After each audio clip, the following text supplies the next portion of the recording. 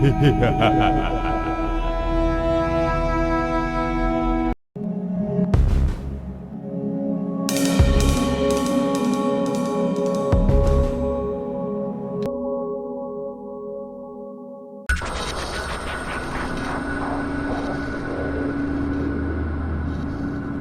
واقعہ بہت پرانا ہے۔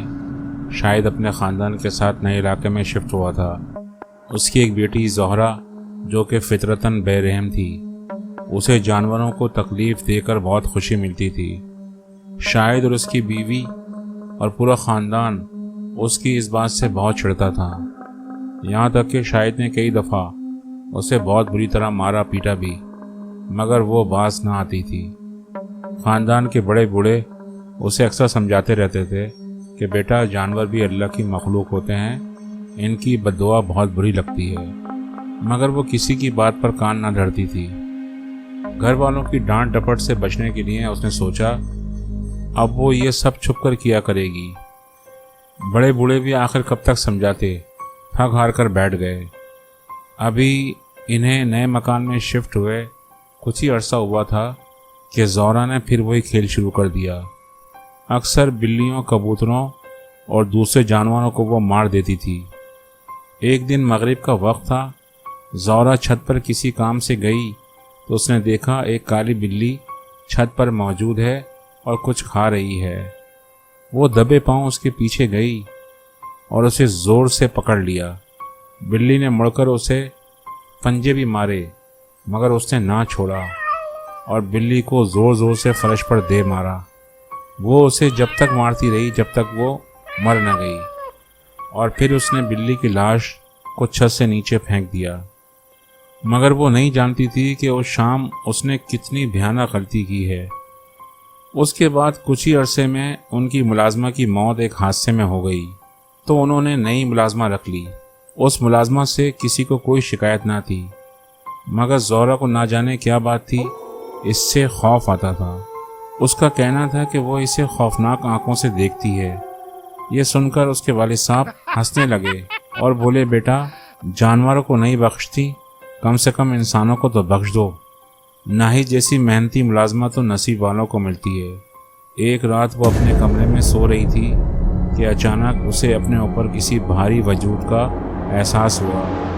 اس نے آنکھ کھول کر دیکھا تو وہی ملازمہ تھی، مگر اس کی شکل بہت بھیانک تھی اور ناخن لمبے تھے۔ اس نے اپنے ناخنوں سے اس کے ہاتھ کی کھال ادھیڑنا شروع کر دی۔ وہ زور زور سے چلانے لگی، اسے بہت تکلیف ہو رہی تھی۔ اسے گھر والے دروازہ پیٹ رہے تھے، مگر وہ اندر سے بند تھا۔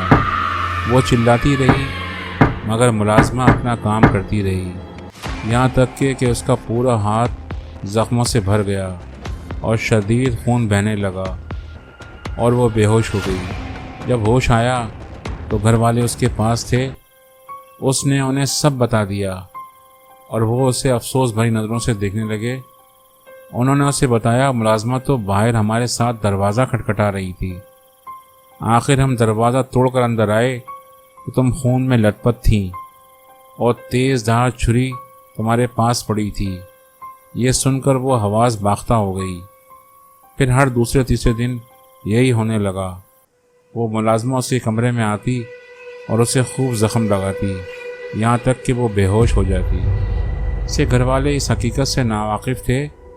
انہوں نے پہلے تو اسے اپنے ساتھ سلایا، مگر رات کو اٹھ کر پھر اسے زخمی پایا تو آخر کار اسے رسیوں سے باندھ دیا۔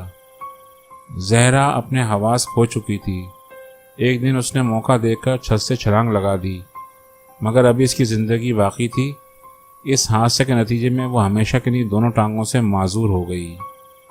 مگر اس ملازمہ ناہید نے اس حال میں بھی اسے نہ چھوڑا۔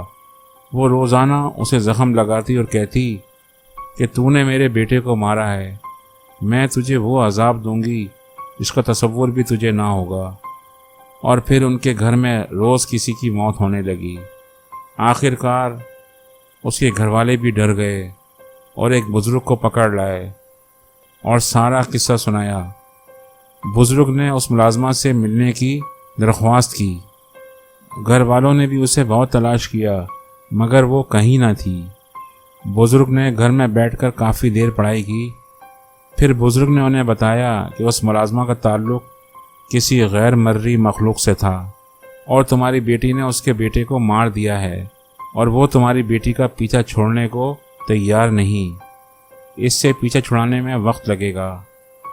بزرگ اسی طرح کئی دن پڑھائی کرتے رہے اور آخرکار اس مخلوق نے ان کا پیچھا چھوڑ دیا، مگر زہرا کبھی واپس ہوش و حواس میں نہ آ سکی، وہ پاگل ہو گئی تھی۔